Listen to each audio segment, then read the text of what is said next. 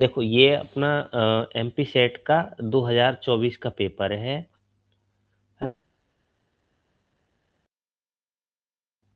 और हम डिस्कस करेंगे आज इस पेपर के कम से 50 क्वेश्चन के बारे में तो डिस्कस कर ही लेंगे। कोई माइनस मार्किंग नहीं है इस बार, ठीक है। और आप देख सकते हैं पहला क्वेश्चन है इकोलाई में, है ना। इकोलाई में लैक्टोज एसिड लैक्टोज का जो हाइड्रोलाइज है ना, अगर लैक्टोज का हाइड्रोलाइसिस करते हैं तो ग्लूकोज व गैलेक्टो कन्वर्ट होता है, तो ये एंजाइम कौन सा है, इनमें से पूछा गया है ना। राइबोजाइम के बारे में आपने सुना होगा, ये आरएनए मॉलिक्यूल्स होता है, आरएनए मॉलिक्यूल्स होता है, मतलब ये तो अपना एंजाइम रहा नहीं, है ना। फिर वो इंसुलिन के बारे में आपने सुना होगा, इंसुलिन हार्मोन होता है ना कि एंजाइम। तो आपके दो क्वेश्चन तो यही, दो ऑप्शन तो यही कट हो गए, है ना, जो शुगर को कंट्रोल करता है। अल्फा जो गैलेक्टोसाइडेज है, ये क्या करवाता है, ये अल्फा गैलेक्टोसाइडेज के हाइड्रोलिसिस में शामिल होता है ना, ना कि लैक्टोज के, है ना। ये क्या होता है, अल्फा गैलेक्टोसाइड्स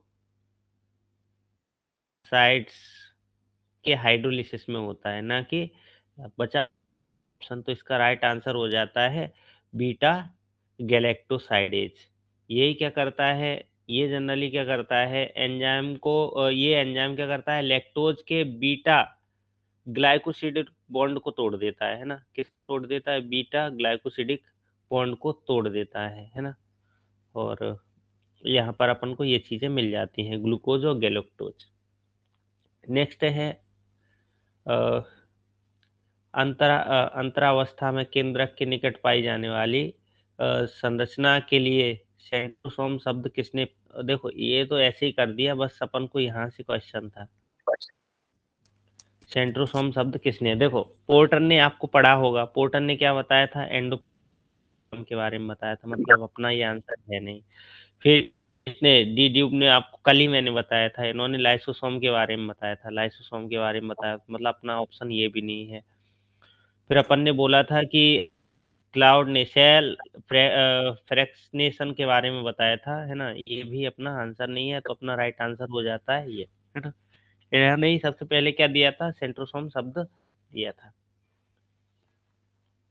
ये क्वेश्चन भी है, यहाँ पर बहुत सारी डिसीज, टे सेक्स रोग दिया है, आई सेल रोग दिया है, गठिया दिया है ना, पोम्पे दिया है, ये इसी रोग, हर्लर सिंड्रोम, ये सारे दिए, देखो टे सेक्स डिसीज दिया है ना, आई सेल डिसीज दिया है, रूमेन रूमेटॉइड आर्थराइटिस दिया है, पोम्पे डिसीज दिया है, हर्लर सिंड्रोम दिया है ना।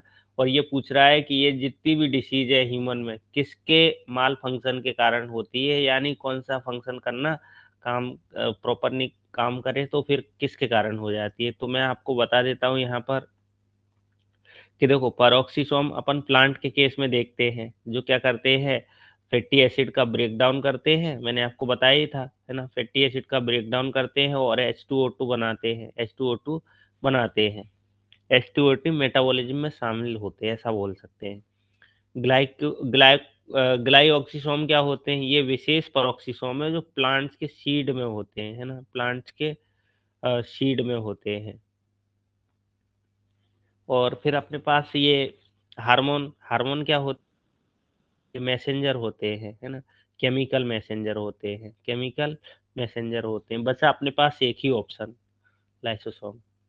तो लाइसोसोम, ये लाइसोसोमल स्टोरेज डिसीज है एक तरीके से, है ना, लाइसोसोमल स्टोरेज डिसीज भी इसको नाम से जानते हैं। नेक्स्ट क्वेश्चन है सेल डिवीजन के दौरान जो धागेनुमा संरचनाएं होती हैं या थ्रेड लाइक स्ट्रक्चर होती हैं, है ना, which appear during cell division and called cells, वो पूछ रहा है इस दौरान ये संरचना गुणसूत्र कहा जाता है और इसकी खोज किसने की थी, है ना, इसकी खोज किसने की थी। तो देखो फोंटाना ने क्या किया था, न्यूक्लियोलस के बारे में, है ना, फोंटाना ने न्यूक्लियोलस की खोज की थी। और अगर हम इसकी बात करें टी बावरी की, तो इन्होंने अभी जस्ट अपन ने पढ़ा सेंट्रोसोम के बारे में, है ना, सेंट्रोसोम पे काम किया था। बचा अपने पास क्या, रॉबर्ट ब्राउन ने केंद्रक के लिए, है ना, के लिए। तो बचा अपने पास एक ही ऑप्शन, ई स्ट्रासबर्गर। तो इन्होंने ही क्या किया था, सेल डिवीजन में क्रोमोसोम्स की खोज की थी। क्लियर हुआ सभी को? देखो एक और क्वेश्चन दिया है, acid is a proton donor and base is a proton acceptor, this theory is. बोल रहा है कि अम्ल क्या करता है, प्रोटॉन देता है, और क्षार क्या करता है, प्रोटॉन ग्रहण करता है। ये सिद्धांत किसने दिया था? सीधा सीधा है, ये ब्रोंस्टेड लॉरी सिद्धांत है ना। ब्रोंस्टेड लॉरी सिद्धांत है। आर्नियस ने क्या दिया था, एसिड में हाइड्रोजन आयन, और इन्होंने बताया था इनके अनुसार एसिड पानी में हाइड्रोजन आयन और बेस ओएच देते हैं। ये आर्नियस ने दिया था कि एसिड अगर हम, इन्होंने बोला था एसिड पानी में क्या कर सकते हैं, हाइड्रोजन आयन देते हैं, और बेस देते हैं, ओएच देते हैं, ऐसा इन्होंने बताया था आर्नियस ने, है ना। जबकि सोरेनसन ने पीएच स्केल की अवधारणा दी थी, पीएच स्केल की अवधारणा दी थी, है ना। स्केल के लिए सोरेनसन जाने जाते हैं, ना कि डोनर और ये रिसिप्टर के बारे में इन्होंने बताया था, एक्सेप्टर। और बच्चे अपने पास ब्रिटन रॉबिन्सन, है ना, ब्रिटन रॉबिन्सन थ्योरी, ये क्या करती है, यूनिवर्सल बफर सॉल्यूशन से रिलेटेड है ना, यूनिवर्सल बफर सॉल्यूशन से रिलेटेड है। क्वेश्चन है, death of human being occurs when his blood pH is below. बोल रहा है किसी व्यक्ति की मृत्यु हो जाती है जब उसके रुधिर का पीएच क्या हो जाता है। तो मैं आपको बता देता हूँ यहाँ पर, देखो अगर रुधिर ब्लड के पीएच की बात हो रही है, हाँ ब्लड के पीएच की बात हो रही है, ब्लड का पीएच अपन ने सुना ही है 7.4 होता है ना। सो 7 पॉइंट, यहाँ तक ये देखो 7.4 है, मतलब सब बेसिक वाली कंडीशन, ये भी है बेसिक, ये भी है बेसिक, ये भी बेसिक। अगर वो 7 आ जाए तो वो कंडीशन क्या हो जाता है, तो किसी व्यक्ति की मृत्यु हो जाती है जब उसके ब्लड का पीएच कितना हो जाता है, 7 से कम हो जाता है, एसिडिक हो जाता है ना, एसिडिक हो जाता है। आप याद रखेंगे। और अगर ब्लड पीएच कम हो रहा है तो वो अपने लिए घातक है ना, ऐसा। नेक्स्ट है, decision for sale division is made during. बोल रहा है कोशिका विभाजन का निर्णय लिया जाता है कौन सी स्टेज में। तो ये निर्णय लिया जाता है अपना जीवन स्टेज में, है ना, जीवन। जीवन स्टेज में, है ना, यही जीवन बताती है में। सेल आगे जाएगी या नहीं डिवाइड करेगी, ठीक है। और ये G0 तो रेस्टिंग स्टेज बोला जाता है इसको। यहाँ पर क्या होता है, सिंथेटिक फेज होती है एक तरीके से, डीएनए का रेप्लिकेशन होता है। एम फेज में क्या होता है, आपने पढ़ा होगा, मियोसिस या फिर सेल डिवीजन की स्टेज है एम फेज, है ना, चीजें आ जाती हैं। नेक्स्ट है, निम्न में से ये तो अपन पढ़े नहीं भी पढ़े तो भी चल जाएगा सीधा, जीन एक्सप्रेशन के नियमन के लिए बिटेन डेविडसन मॉडल का एक अवयव नहीं है ना, इन्होंने ऐसा बोला है। तो कौन सा डेविडसन प्रोड्यूसर। मॉडल का नहीं है ना, तो इसका जो राइट आंसर है अपने प्रोड्यूसर। पास प्रोड्यूसर है ना, प्रोड्यूसर है, सर। या नहीं सॉरी प्रोड्यूसर नहीं, प्रोमोटर, सॉरी प्रोमोटर है ना। इन्होंने बताया था मूल मॉडल में, इन्होंने सेंसर, प्रोड्यूसर, रिसेप्टर और इंट्रिगर होते हैं, ये सारी चीजें बताई थी। पर यहाँ देख रहे हैं प्रमोटर नहीं आ रहा है। इन्होंने क्या क्या बताया था, प्रोड्यूसर भी बताए थे, रिसेप्टर भी बताए थे, सेंसर भी बताए थे, और इंटीग्रेटर भी बताए थे, है ना। तो ये तो था ही, अपन ने जस्ट पढ़ा है, रिसेप्टर भी पढ़ा, सेंसर भी पढ़ा, इसका मतलब ये नहीं थे एलिमेंट, ठीक है। तो अपना आंसर ये हो जाएगा, सॉरी इसको हटा देते हैं। तो ये याद करना पड़ेगा, आप याद कर लेना कि जीन एक्सप्रेशन की बात हो रही है ना, gene regulation, regulation of gene expression की बात हो रही है, और यहाँ पर विटेन डेविडसन मॉडल की बात हो रही है। यहाँ पर क्या शामिल नहीं करा था, प्रमोटर, है ना, प्रमोटर। नेक्स्ट है, ड्यूरिंग रेप्लिकेशन, है ना, what parental strand are separated by. वो पूछ रहा है कि जो रेप्लिकेशन के दौरान पेरेंटल सेल्स होते हैं, या वो सॉरी पेरेंटल स्टैंड होते हैं, ऐसे ऐसे ऐसे ऐसे। तो पूछ रहा है ये अलग किसके द्वारा कर सकते हैं, है ना, अलग द्वारा कर सकते हैं। तो हेलिकेज जो एंजाइम का नाम सुना होगा, है ना, वही क्या कर सकता है, हेलिकेज इनके हेलिक्स को हटा सकता है। गायरेज का क्या काम है और बाकी की चीजें क्या काम है, गायरेज काम करता है इनकी सुपर कॉइलिंग जो होती है उसको दूर करता है ना। गायरेज क्या करता है, डीएनए स्ट्रैंड की सुपर कॉइलिंग के लिए सुपर कॉइलिंग को दूर करता है। और डीएनए प्राइमेज क्या होता है, यहाँ से ही अपन देखेंगे तो रेप्लिकेशन स्टार्ट होता है ना, प्राइमर बन लगता है ना। और डीएनए पॉलीमरेज ये नए डीएनए स्ट्रैंड का सिंथेसिस करता है ना। तो डीएनए पॉलीमरेज, तो अपना राइट आंसर हो जाता है डीएनए हेलिकेज। इम्पोर्टेंट अच्छे क्वेश्चन पूछे गए हैं, देखा इस बार, पिछला ये अच्छा था। Enzyme glucose 6 phosphate is present in, वो पूछ रहा है कि ये जो ग्लूकोज 6 फॉस्फेटेज एंजाइम निम्न में से कहाँ प्रेजेंट होता है, वो पूछ रहा है। तो ये अपन को यही मिल जाता है जनरली, अपन को एंडोप्लाज्मिक रेटिकुलम पे ही, है ना। एंडोप्लाज्मिक रेटिकुलम पे ही मिल जाता है, और वो भी स्मूथ एंडोप्लाज्मिक रेटिकुलम पे मिलता है, SER पे। एंजाइम है ना, एंजाइम है ग्लूकोज 6 फॉस्फेटेज, है ना, फॉस्फेट नहीं है, नहीं तो सोचे। लाइसोसोम आपको आपने सुना ही होगा, है ना। इसमें हाइड्रोलिटिक एंजाइम होते हैं, हाइड्रोलिटिक एंजाइम होते हैं, और ये एटीपी का सिंथेसिस करता है ना। सेलुलर रेस्पिरेशन में हेल्प करता है, या केंद्र है, हेल्प क्या करता है, करवाता ही है ना। और जेनेटिक संबंधी मटेरियल अपन को इसमें मिल जाते हैं, है ना। नेक्स्ट है अपने पास, after phagocytosis of a pathogen, the resulting phagosomes fuse with the lysosome to form which of the following। वो पूछ रहा है कि अगर फेगोसाइटोसिस के परिणामी में क्या होता है, फेगोसोम लाइसोसोम के साथ अगर मिल जाते हैं तो क्या बनाते हैं। तो इसका नाम बिल्कुल सरल ही है, फेगो लाइसोसोम बना लेते हैं, क्या बना लेते हैं। और ये ऐसा कोई शब्द है नहीं, ठीक है। और जो अपन मेम्ब्रेन अटैक कॉम्प्लेक्स की बात कर रहे हैं, बैक्टीरिया को मारने के बैक्टीरिया को किल करने के लिए बनाया गया एक पोर होता है ना, जिसको मेम्ब्रेन अटैक कॉम्प्लेक्स बोलते हैं। प्रोटीनेज क्या है, ये डिग्रेडेशन के लिए एक रेस्पॉन्सिबल कॉम्प्लेक्स है ना। प्रोटीन के डिग्रेडेशन के लिए, है ना, प्रोटीन के डिग्रेडेशन के लिए क्या है, कॉम्प्लेक्स है। तो ये भी सब इम्पोर्टेंट है, जो अपन जितने भी करवा रहे हैं ना, वो सब इम्पोर्टेंट है। इनमें से भी क्वेश्चन पूछ लेंगे, है ना, इनके एक ऑब्जेक्ट से। 1 मिनट,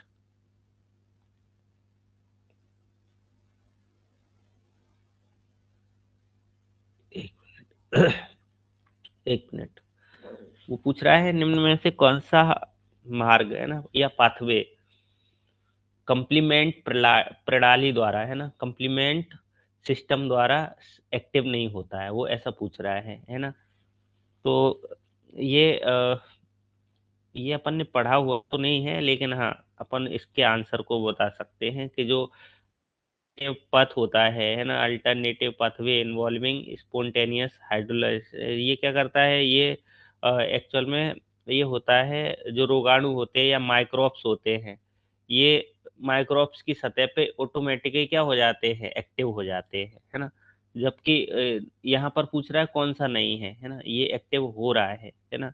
और जो इन्फ्रॉन पथवे होता है, क्लासिकल पथवे, और क्लासिकल पथवे एंटीजन एंटीबॉडी कॉम्प्लेक्स द्वारा स्टार्ट होता है ना। ये भी एंटीबॉडी एंटीजन द्वारा स्टार्ट होता है, मतलब ये भी एक्टिव हो जाता है, तो अपना आंसर ये भी नहीं रहा। फिर अपन देखते हैं जैसे लेसिथिन पाथवे, ये क्या करता है, लेक्टिन के से जुड़ने के लिए सक्रिय होता है, ये भी अपना है। मतलब यहाँ पर तो अपन को यही लगाना पड़ेगा, तो ये अपना आंसर है। ये पूछ रहा है कंप्लीमेंट जो सिस्टम होता है, इसके एक्टिवेट में ये वाला पाथवे नहीं आता। फिर ये कहाँ आता है, ये देखा जाता है वायरस के खिलाफ, जब अपन देखते हैं या वायरस के आगे जो कॉम्प्लीमेंट सिस्टम का जनरली हिस्सा होते ही नहीं है, ऐसे ही बताया तो, और इसके बारे में कोई डिटेल जानकारी दी नहीं है। चलो, नेक्स्ट है, which of the following statement is not a true regarding kappa and lambda light chain gene, है ना। वो पूछ रहा है कि निम्न में से कप्पा और लैम्डा जो लाइट चेन जीन के बारे में कौन सा कथन गलत है ना, कौन सा कथन कैसा है, गलत है। तो आपको मैं बता देता हूँ यहाँ पर, यहाँ पर पहला ही जो लिखा है वो था लोकेटेड ऑन सेम क्रोमोसोम्स, यही कथन गलत हो जाता है ना। और जो यहाँ पर पूछा है कि अलग अलग वी और जी खंडों में संपूर्ण लघु श्रृंखला जीन उत्पन्न करता है। ये सेगमेंट ही मिलके लाइट चेन जीन बनाते हैं, है ना। ये दोनों सेगमेंट मिलके क्या बनाते हैं, लाइट चेन जीन बनाते हैं। और नैनोमर और हेप्टामर, है ना, यहाँ पर है क्या, नैनोमर और हेप्टामर ये है। ये भी क्या करते हैं, ये डीएनए के कंजर्व रीजन में होते हैं जो रिकॉम्बिनेशन में मदद करवाते हैं, है ना, रिकॉम्बिनेशन में मदद करवाते हैं। तो ये भी अपना आंसर इसी के साथ, मतलब ये सेंटेंस सही है, आप याद रखेंगे। और रिकॉम्बिनेशन एंजाइम क्या करता है, ये एंजाइम भी और जो ये क्षेत्र है इनके रिकॉम्बिनेशन के लिए रेस्पॉन्सिबल रहता है।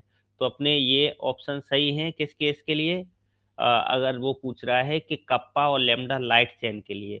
तो आप ये भी इम्पोर्टेंट याद रखेंगे कि कौन सा है, इनमें से पूछ भी ले कि निम्न में से लेमडा और कप्पा लाइट चेन में होता है, तो इनमें से ये तीनों ऑप्शन अपन को याद रखने पड़ेंगे। नेक्स्ट है अपना नेक्स्ट क्वेश्चन है, retrovirus are capable of causing cancers because they. वो बोल रहा है रिट्रोवायरस कैंसर द्वारा उत्पन्न करने में सक्षम होते, क्यों होते हैं, कैंसर क्यों उत्पन्न कर सकते हैं। तो यहाँ पर देखो, वो बोल रहा है संक्रमित कोशिका में बहुत अधिक संख्या में अगर क्या हो जाए, प्रोजेनी में वायरस इन्फेक्टेड हो जाए, तो सीधी सीधी बात है सेल डेथ हो सकती है, पर कैंसर नहीं हो सकता है। इसका मतलब ये नहीं है कैंसर नहीं हो सकता। नेक्स्ट है, इन्होंने कहा अपने जीन में कोशिकीय ट्यूमर दमनकारी जीन, अगर ट्यूमर सप्रेसर जीन हो तो वो तो कैंसर को रोकते हैं, है ना, कैंसर को रोकते हैं। Many carry cellular tumour suppressor gene क्या करते हैं, सप्रेस करते हैं, कैंसर को रोकते हैं। जबकि ये तो बोल रहे हैं कैंसर उत्पन्न करने वाला।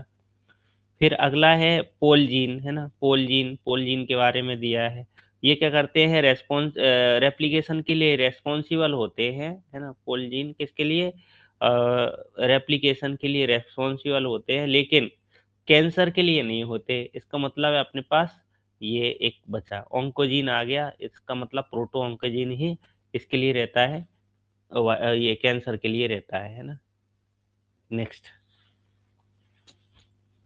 ये जो रेट्रोवायरस होते हैं ये कैंसर सेल में ही पाए जाते हैं, कहाँ पाए जाते हैं ये? वो बोल रहा है कि रेट्रोवायरस जो होते हाँ। हैं कैंसर उत्पन्न करने में सक्षम होते हैं, यही कैंसर उत्पन्न अच्छा। करवा सकते हैं, है ना। इनमें क्या होते हैं, अच्छा। इनमें प्रोटो ऑन्कोजीन प्रेजेंट होते हैं, और प्रोटो ऑन्कोजीन के कारण ही ऑन्कोजीन जो अपन बोलते हैं वो कैंसर उत्पन्न करवा सकते हैं, ओके। है ना। नेक्स्ट है अपने पास, which of the following cancer causing virus contain RNA and its genetic material. वो पूछ रहा है निम्न में से मानव कैंसर कारक विषाणु में आरएनए जेनेटिक पदार्थ के रूप में होता है कौन सा वाला। तो ल्यूकेमिया हो जाएगा, क्योंकि ल्यूकेमिया किससे रिलेटेड है, सीधा सीधा कैंसर से रिलेटेड है। बाकी का ये देखो, ये भी नहीं है, ये भी एनिमल नहीं है, वायरस से तो। और ये भी नहीं है ना। तो अपन मतलब कॉमन सेंस की वजह से भी लगा सकते थे। नेक्स्ट है अपने पास, निम्न देखो, निम्न में से कौन सी, ये तो अपन को पढ़ने की जरूरत ही नहीं है। अपन तकनीकी लक्षित जीन, या जिसको बोल रहे हैं क्या, अ, ये बोल रहे हैं, हाँ, तकनीकी लक्षित जीन में परिवर्तन, नॉक आउट नॉक इन सटीक संपादन तथा नियंत्रण सर अभिव्यक्ति द्वारा। हाँ हेलो, हाँ मैम कुछ सर पूछ रहे ये हैं क्या, इसके पहले वाला क्वेश्चन कैंसर वाला। हेलो आप कुछ पूछ रहे हैं। सर कैंसर वाला क्वेश्चन बताइए। ये सर इसमें लास्ट डी ऑप्शन बता रहा है आंसर शीट में तो। आंसर शीट में कौन सा क्वेश्चन, कौन सा बता रहा है ये, ये herpes ये विषाणु अभी 8 वाला, नहीं मैडम, एचपी आप 8 देखो जो। ना, नहीं नहीं आप खुद देखो, यहाँ पर ल्यूकेमिया वायरस के द्वारा होता है ना, और वो कैंसर के लिए रहता है। ह्यूमन अगर वो कैंसर है ना मैडम, ब्लड कैंसर होता है ह्यूमन में। नहीं तो उसमें तो मेरे पास आंसर शीट में यही वाले क्वेश्चन का आंसर एचपी 8 बता रहा HHV8। अच्छा कौन सी वाली आंसर की में क्या देखा पता आपने? फिर। सर मैं आपको फाइनल व्हाट्सएप आंसर कर की दूंगी देखी? मैंने। फाइनल सर आंसर की मैं आपको देखी क्या आप? व्हाट्सएप। अच्छा, मैं एक काम सर करूंगा, अपनी जो अपने एमपीपीएससी द्वारा जो आंसर की निकली है ना, हम उसको भी आपसे मतलब मैच करवा देंगे, ठीक है? ऐसा कुछ होगा तो अपन देख लेंगे। और जैसे मैं बता दूं यहाँ पर, चलो मैं इसको डिस्कस भी कर लेता हूँ। जो एचपीवी जो वायरस होता है, ये डीएनए वायरस है और सर्वाइकल कैंसर पैदा करता है ना? क्या करता है? सर्वाइकल कैंसर पैदा करता है, लेकिन डीएनए वायरस है, ठीक है? वो आरएनए वायरस की बात हो रही है वहाँ। और जो हेपेटाइटिस बी है ना? ये भी क्या है? डीएनए वायरस है। ये भी क्या है? डीएनए वायरस है। जबकि यहाँ पर बात किसकी हो रही है? आरएनए जेनेटिक मटेरियल की। हर्पीज वायरस है ना? हर्पीज वायरस किससे? ये भी डीएनए से रिलेटेड है। तो अपना तो आंसर वैसे भी नहीं आया, है ना? आंसर तो यही हुआ, क्योंकि यही आरएनए से रेट्रोवायरस ल्यूकेमिया यही पैदा करता है या उत्पन्न करता है, तो अपना तो यही आंसर हुआ, है ना? चल, ठीक सर ठीक। है ना? नेक्स्ट है अपने पास वो पूछ रहा है विच of the following technique resulting target gene, है ना, या लक्ष्य gene, alternate by knockout, knock in, precise editing and controlled expression, ये सारी चीजें किस में देखी जाती है, वो पूछ रहा है। टारगेटेड जीन जो अल्टरनेशन है, उसके लिए कौन सी तकनीकी उपयोग की जाती है, नॉकआउट, इन सब के लिए वो पूछ रहा है। तो यहाँ पर जो अपने पास आंसर है, क्रिस्पर केस जो तकनीकी होती है, इसका उपयोग करते हैं। अगर हम जीन थेरेपी की बात करें तो हम क्या करते हैं, जो भी बेकार जीन होते हैं, खराब जीन होते हैं, उनको हम मैनिपुलेट कर सकते हैं, है ना? ये जीन थेरेपी हो जाता है। अगर हम कार टी सेल थेरेपी की बात करें तो ये कैंसर के इलाज के लिए इम्यून सेल्स को मॉडिफाइड करता है। किसके लिए? इम्यून सेल्स को मॉडिफाइड करता है। आरएनए इंटरफेरेंस को अपन ने सुना ही है, ये क्या करते हैं? जीन के एक्सप्रेशन को रोकते हैं, है ना? और हाँ, ये चीजें हैं। नेक्स्ट अपने पास क्वेश्चन है, ये बहुत सिंपल क्वेश्चन था। Virus free plant production by plant tissue culture, इतना ही क्वेश्चन है, बाकी की लाइनें तो ऐसे लिख दी है। तो कौन सा भाग लेते हैं, ऐसा एक्सप्लांट के रूप में कौन सा भाग लेते हैं, बाकी का तो ऐसे ही। तो आपको मैंने एक दिन कई बार पढ़ाया भी है ना? ये एपिकल मेरिस्टेम लेते हैं, क्योंकि वहां पर कोशिकाएं मेटाबॉलिकली बहुत एक्टिव होती हैं और वायरस वहां पर एक्टिव भी नहीं हो पाते, क्योंकि वो इंटरसेलुलर स्पेस भी नहीं होते, बहुत कॉम्पैक्टली अरेंज रहती है ना? ये मैं आपको बता चुका हूँ। और बहुत ज़्यादा फास्ट तरीके से सेल डिवीजन कर रही होती हैं, इसलिए वहाँ पर वायरस इन्फेक्शन नहीं कर पाता है। नेक्स्ट है एक चिकित्सक कैंसर, एक क्लिनिकल कैंसर युक्त तथा कैंसर रहित लिवर सेल्स की, लिवर टिश्यू की, इन्होंने बोला है वैश्विक जीन अभिव्यक्ति। वैश्विक जीन अभिव्यक्ति मतलब ग्लोबल जीन एक्सप्रेशन प्रोलिफरेशन, है ना, या प्रोफाइलिंग को निर्धारित करना चाहता है। इस उद्देश्य के लिए निम्न में से कौन सी तकनीकी आवश्यक होती है? वो पूछ रहा है कि अगर लिवर टिश्यू में ग्लोबल जीन एक्सप्रेस की प्रोफाइलिंग करवाना है, तो सबसे अच्छी उपयुक्त तकनीक बताओ कौन सी होती है? तो देखो, एलाइजा क्या होती है? एंटीबॉडी और एंटीजन के लिए, यानी प्रोटीन्स की पहचान के लिए रहती है ना? प्रोटीन्स की आइडेंटिफिकेशन के लिए एलाइजा टेस्ट इस्तेमाल कर सकते हैं। नदर्न ब्लॉटिंग का, नदर्न का आपने पढ़ाई है, आरएनए के लिए रहता है ना? RNA आरएनए के लिए रहता है, तो अपना ये भी नहीं है। सदर्न का आपने पढ़ाई है, डीएनए के लिए रहता DNA है के ना? लिए। अच्छा, अपने पास एक, तो अपना ये राइट आंसर हो जाता है। तो आंसर को एलिमिनेट करना सीखें, बस क्वेश्चन आंसर आ जाएंगे।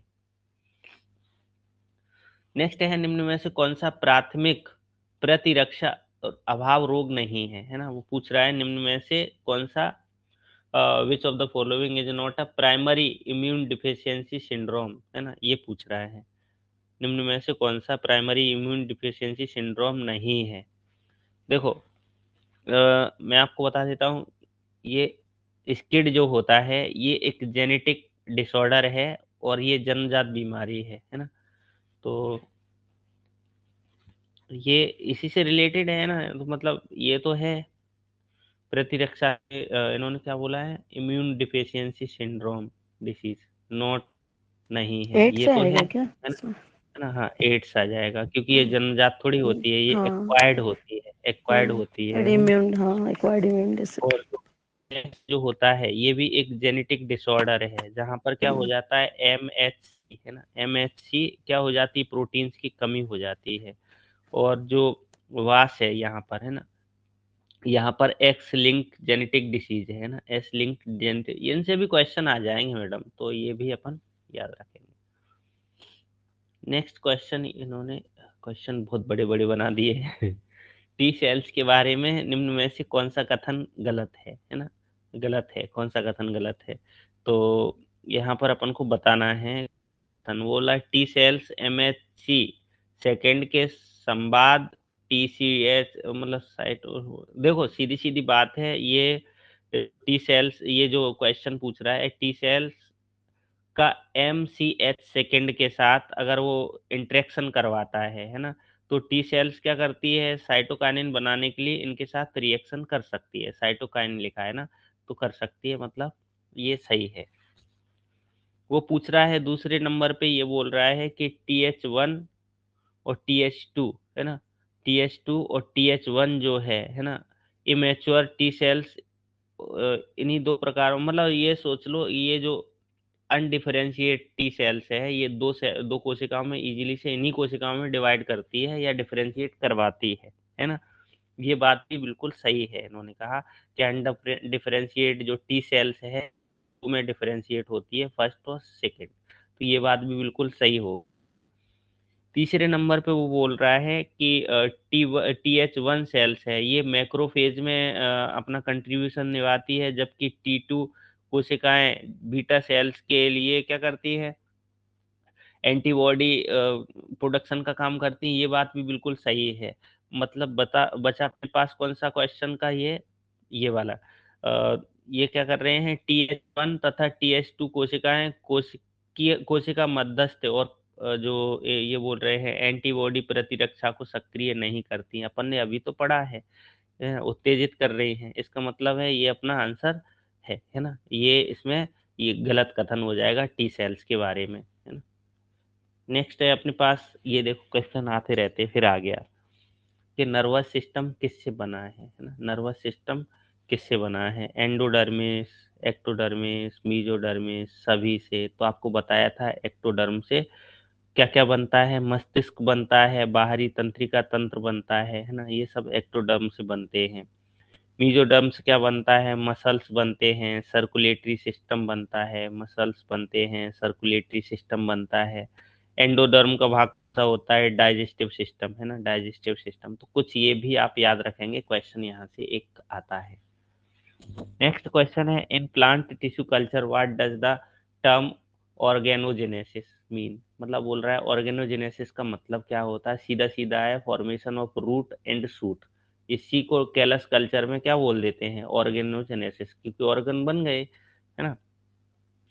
और ये क्या होता है, फॉर्मेशन ऑफ कैलस कल्चर, इसमें कैलस क्या होता है, ऑर्गेनोजेनेसिस तो नहीं है, ऑर्गन मतलब ऑर्गन बने ही नहीं है। और जेनेटिक ऑफ प्लांट, ये भी अपन ने कुछ ऐसा, जो जेनेसिस ऑफ प्लांट, ये भी इस केस में नहीं पढ़ते, ये भी है ही नहीं अपने पास, ठीक है। नेक्स्ट पूछ रहा है, rotation cleavage is unique and different from other animals, वो बोल रहा है घूर्णी विदलन निम्न में अन्य प्राणियों से अलग है और अद्वितीय है, निम्न में से किस में, ऐसा पूछ रहा है। तो इसका आंसर आप मैडम आपको पता है तो आप बता दो। ये जनरली मिल जाता है अपन को मेमल्स में, है ना, मेमल्स में मिल जाता है। घूर्णी विदलन निम्न प्राणियों से बिल्कुल डिफरेंट है और इसमें मिल जाता है।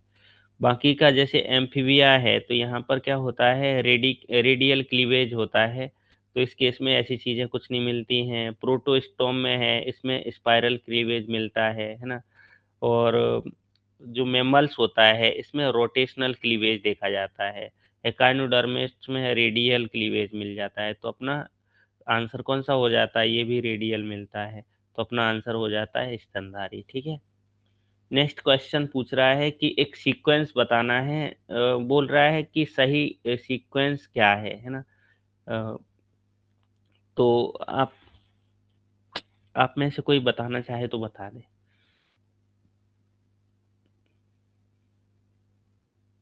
सही क्रम है अपना गैस्ट्रुलेशन, फिर ब्लास्टुलेशन, फिर ग्रोथ, है ना। ऑर्गन्स डायरेक्ट नहीं बनते हैं, है ना, तो ये चीजें हो जाएंगी। वैसे कभी कभी ये क्वेश्चन के आंसर की में अगर वैसे लगा रहे हैं तो इसका आंसर गलत बता रहा है और डी आंसर सही बता रहा है, लेकिन मैडम आप देख लेना, एमपीपीएससी तो इसी को सही मान रही है, ठीक है। ड्रोसोफिला के शरीर प्लान का भाग जो पंखों का निर्माण करता है उसको क्या बोलते हैं, है ना, उसको क्या कहते हैं। ड्रोसोफिला के शरीर का कौन सा भाग विंग्स का निर्माण करते हैं, तो ये थोरैक्स क्या होते हैं, जनरली विंग्स का निर्माण करते हैं। जो टेल्सन होते हैं, इसको आंसर लगा देते हैं। जो टेल्सन जो होते हैं ये क्या होते हैं, शरीर का पिछला हिस्सा है ना। डोर्सल क्या होते हैं, पीठ के भाग को बताता है। एब्डोमेन पेट का हिस्सा है, बच्चा ये यहाँ से ही पंख निकलते हैं थोरैक्स से, थोरैक्स सेगमेंट। नेक्स्ट क्वेश्चन है अपने पास, production of several effect by one gene is called. बोल रहा है एक जीन द्वारा अनेक प्रभावों को व्यक्त करना। कल ही मैंने आपको बताया है ना, एक जीन जब बहुत सारे इफेक्ट बताता है तो हम इसको प्लियोट्रॉफी कहते हैं, प्लियोट्रॉफी कहते हैं। इससे इसका कोई कनेक्शन नहीं है, इससे और सभी तो हो ही नहीं सकते हैं, ठीक है। नेक्स्ट है अपने पास question, neutral crest cells taking the dorsolateral routes will, dorsolateral मार्ग अपनाने वाली तंत्रिका शिखा कोशिकाएं बन जाती हैं, क्या बन जाती हैं वो पूछ रहा है। तो आप में से किसी मैडम को पता है तो बताओ, नहीं तो देखो, ये जो अपन है ये मुख्य रूप से क्या करती हैं, वेंट्रोलेटरल रूट अपनाती हैं, है ना, वेंट्रोलेटरल रूट अपनाती हैं। और इनकी बात करें तो ये इंटरनल इंटरनल रूट अपनाती हैं, है ना। और एडिनल जो मेड्यूला है, ये एडिनल मेड्यूला है, ये क्या करते हैं, ग्लैंड का हिस्सा है ना, ग्लैंड का पार्ट है जो गहराई में रहता है। बचा अपने पास मेलोनोसिस्ट, ये क्या करता है, मेलोनोसिस्ट जो अपनी स्किन होती है ना, इसमें जो पिगमेंट सेल्स होती हैं वो क्या करती हैं, डोर्सोलेटरल मार्ग से स्किन तक पहुंचाने का काम करती हैं, है ना। तो अपना आंसर ये हो जाता है। नेक्स्ट है, बच्चे के प्रथम वर्ष में दिखने वाली एजिंग प्रक्रिया जो परिपक्वता से पहले दिखाई देती है उसको हम क्या बोलते हैं। ये अपन ने बहुत पहले पढ़ा है, इसको प्रोजेरिया बोलते हैं, जो प्रोजेरिया। अमिताभ बच्चन है ना, हाँ अमिताभ बच्चन की हम्म, एक मूवी भी हम्म, देखी थी।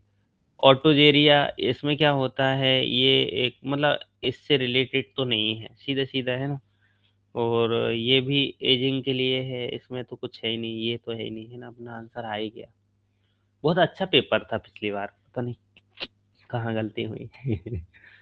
Change in the time and rate of the development for characters already present in their ancestor is called. वो बोल रहा है कि देखो, विकासात्मक घटना के समय और विकास दर जो फाइलोजेनी। पूर्वजों में है ना, पूर्वजों में पूर्व से उपस्थित है, निम्न में क्या परिवर्तन कहलाते हैं।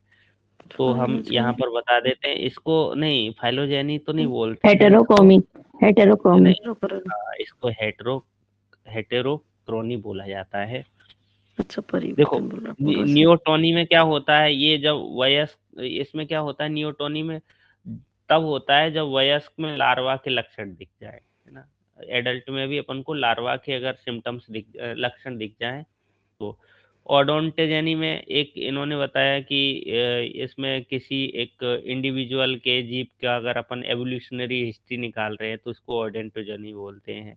फाइलोजेनी में क्या है, एवोल्यूशनरी अगर हम उसकी हिस्ट्री की बात करते हैं तो फाइलोजेनी हो जाता है। बच्चा अपने पास ये नेक्स्ट क्वेश्चन है, ये भी आपको बता ही दिया था मैंने, आज कल पढ़ाया था मतलब, वर्नलाइजेशन। है ना। क्या आ जाएगा, शीतला नाभिधि को पुष्पीकरण के संकेत को सिग्नल को बढ़ा सकती है, क्या कहलाते हैं। देखो, फोटो पीरियडिज्म तो इससे होता नहीं है, इसमें टेम्परेचर की वो लाइट की बात होती है ना। मेरिस्टेमेटिक, इससे मेरिस्टेमेटिक से मतलब नहीं है। अपने पास एक ही ऑप्शन बचा तो एक ही लगेगा, है ना।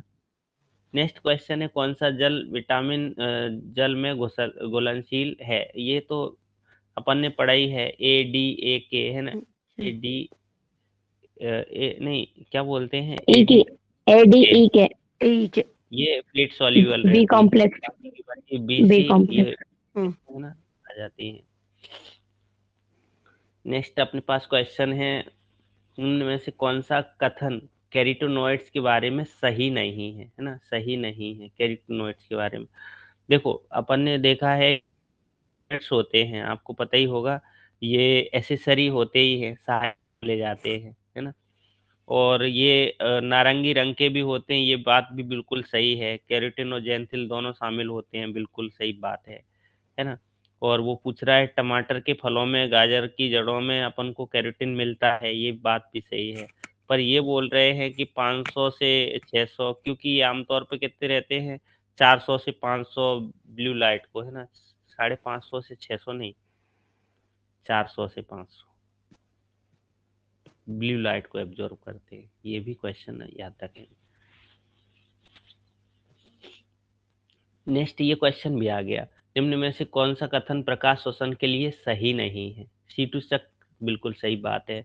हरित लवक में ग्लाइसिन को सीरिन में परिवर्तित ये भी करता सही है, है। अपन देखते हैं, ये भी सही नहीं, ये सही नहीं है।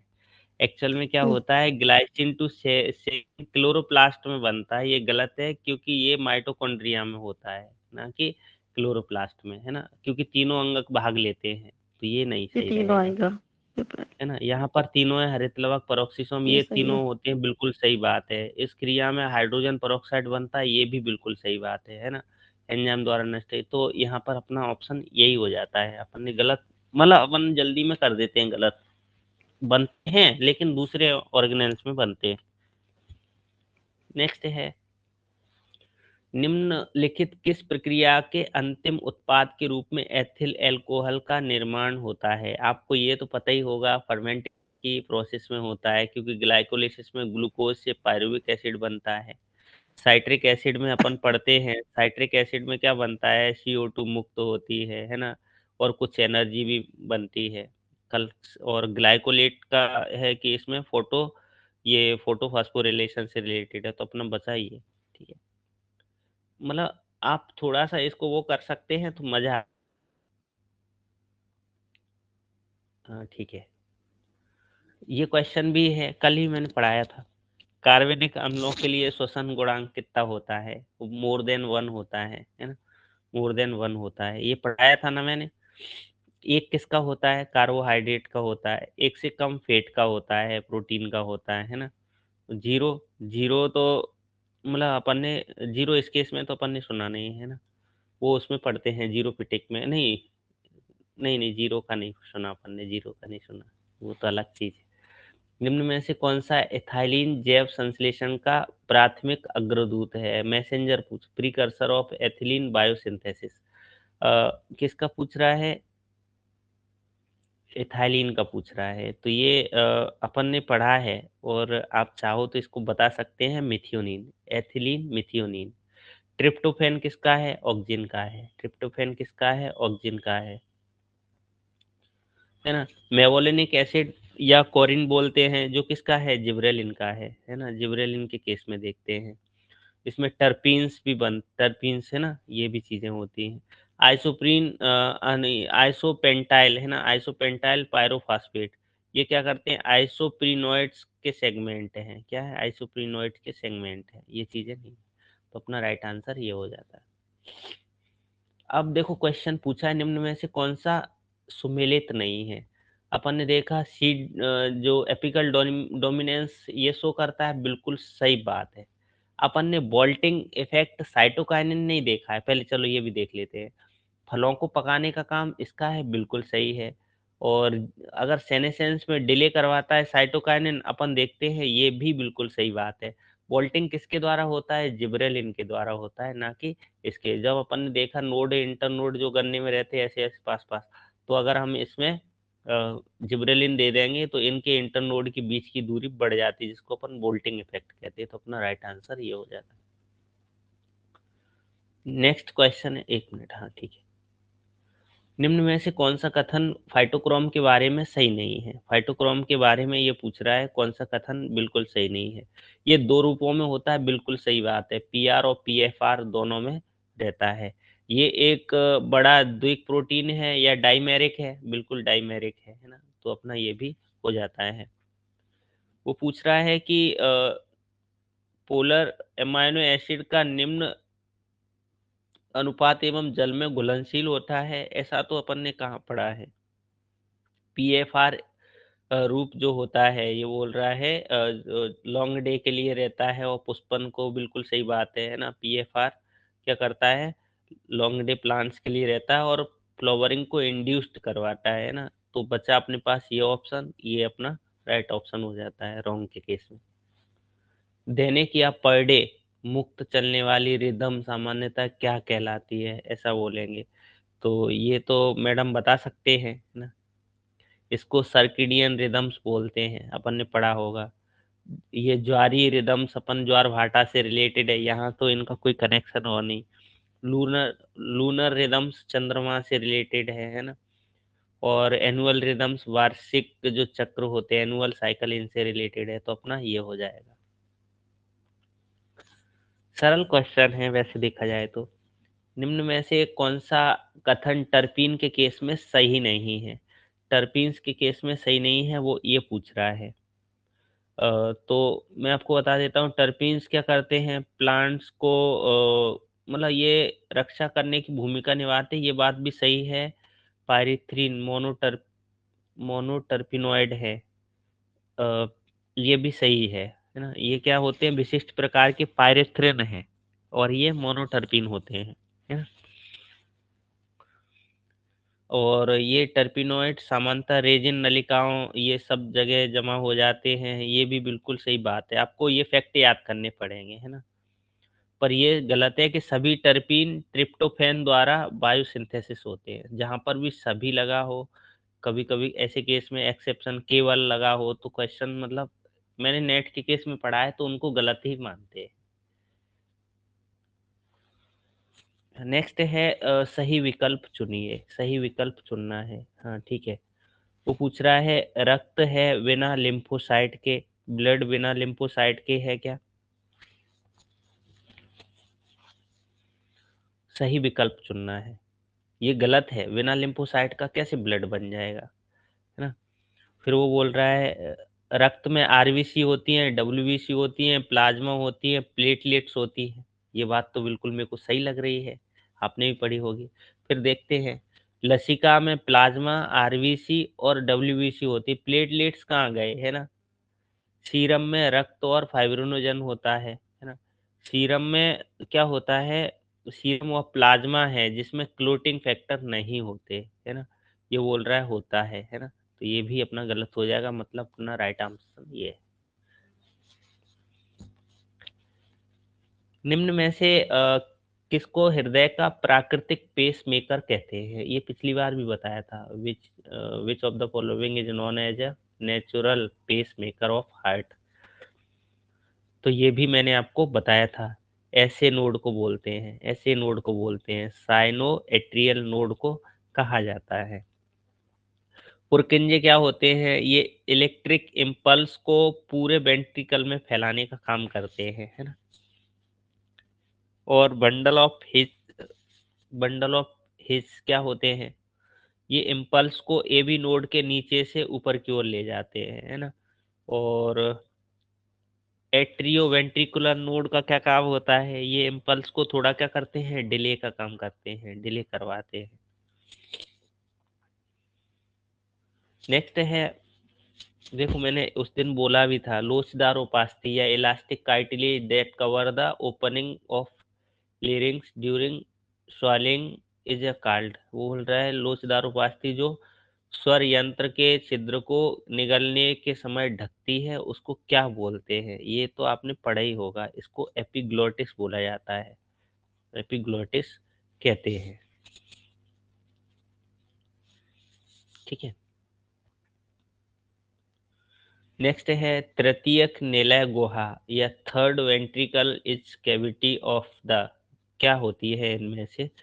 वो आपको बताना है। तो इसको हम बोलते हैं जनरली, देखो यहाँ पर अगर हम इसके राइट आंसर की बात करें तो डायनोसिफेलोन होता है ना? ये थर्ड वेंट्रिकल में स्थित होता है। बाकी का ये कहाँ है, लेटरल जो वेंट्रिकल होते हैं वहाँ पर मिलेगी, है ना? ये एक्वेडक्ट जो होता है सिल्वियस, उसमें एक पतली नली होती है, उसको बोला जाता है। और सिफेलॉन जो होता है ये फोर्थ वेंट्रिकल है ना? फोर्थ वेंट्रिकल है। तो ये चीज़ें अपनी थर्ड वाली आ जाती है। क्लियर हुआ? चलो नेक्स्ट है, ओरा सेराटा क्या है? ओरा सेराटा क्या है? तो आई थिंक ये भी मैंने आपको बताया था। रेटिना के जो बहुस्तरीय, और इन्होंने बताया था मल्टी लेयर फोटो सेंसिटिव जो रीजन होता है उसको बोलते हैं ओरा सेराटा, है ना? और कान में उपस्थित होता है, कान में नहीं उपस्थित होता है। ओरल कैपिडी यहाँ पर भी नहीं है ना? ये भी नहीं है। एंटी डाययूरेटिक हार्मोन के बारे में मैंने आपको बताया था। एंटी डाययूरेटिक हार्मोन कंट्रोल करता है, क्या करता है? और आपको बताया था ये इसका काम, तो मैंने आपको बताया था पानी की मात्रा में कमी भी घटत या बढ़त को, है ना, यही करता है। कम हो जाए, ज़्यादा हो जाए, सही रहे तो कंट्रोल करता है, कमी हो जाए तो फिर पानी की मात्रा अब एब्ज़ॉर्ब नहीं कर पाता है ना?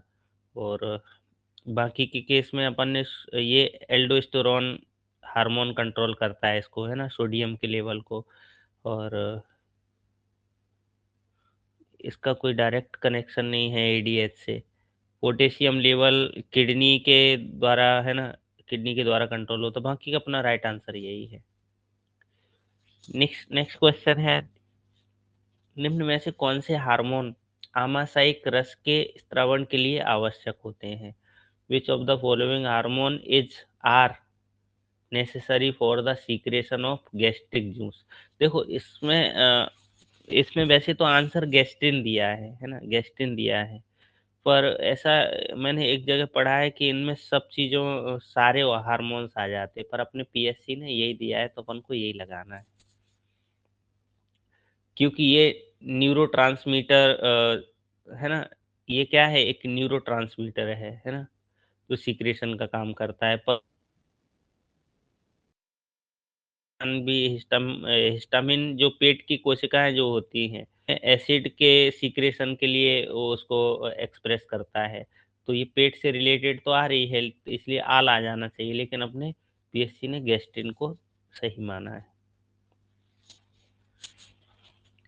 नेक्स्ट क्वेश्चन है अपने पास, कौन सी कोशिकाएँ वृषण क्रिया के हार्मोन्स कंट्रोल में इन्हिबिशन स्रावित करती हैं, है ना? ये मैंने आपको पढ़ा दिया था वैसे, है ना? तो जो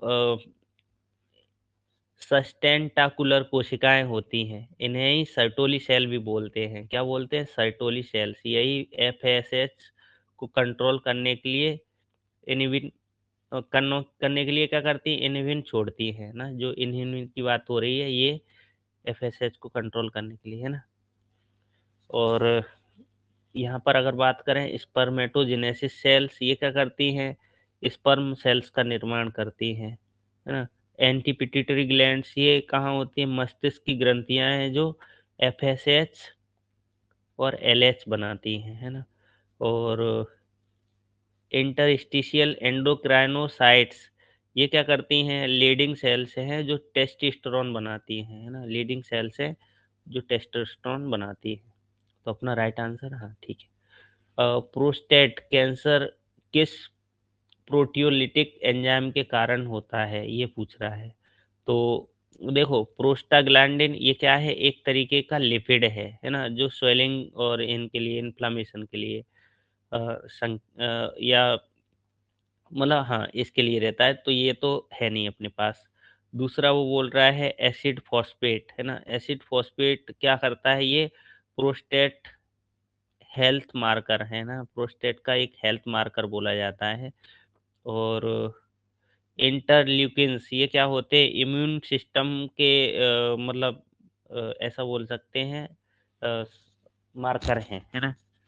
बचा अपने पास ये प्रोस्टेट विशिष्ट एंटीजन। ये क्या करते हैं, प्रोस्टेट जो कैंसर है प्रोटियोलिटिक एंजाइम के कारण होते हैं, है ना। ये प्रोस्टेट विशिष्ट एंटीजन, ये क्या है, एक विशिष्ट एंजाइम है जो प्रोस्टेट कैंसर निदान के रूप में उपयोग में किए जाते हैं, ऐसा इसका आंसर है ना। नेक्स्ट और लास्ट क्वेश्चन, बाकी के 50 क्वेश्चन मैं कल करवाऊंगा। Which of the following components of the innate immune system involves in the release of histamine? सहज रक्षा प्रणाली का निम्न में से कौन सा घटक हिस्टामिन के विमोचन में सम्मिलित होता है, वो पूछ रहा है। तो मैं आपको बता देता हूँ, मास्ट सेल और बेसोफिल सेल्स, है ना, मास्ट सेल और बेसोफिल सेल्स। न्यूट्रोफिल क्या करती हैं, बैक्टीरिया के भक्षण में शामिल होती हैं, है ना। और इओसिनोफिल्स भी क्या होती हैं, ये पैरासिट और एलर्जी के उसमें काम आती हैं। और जो अपन इनको बोल रहे हैं नेचुरल किलर सेल्स, ये वायरस के इन्फेक्शन और कैंसर को मारती हैं। जबकि अब यहाँ पर किसकी हो रही थी, इम्यून सिस्टम की बात हो रही थी, है ना, इनेट इम्यून सिस्टम की। तो ये कोशिकाएं क्या करती हैं, एलर्जी के दौरान हिस्टामिन छोड़ती हैं, है ना, हिस्टामिन छोड़ती हैं। तो अपना ये हो जाता है राइट आंसर। 1 मिनट।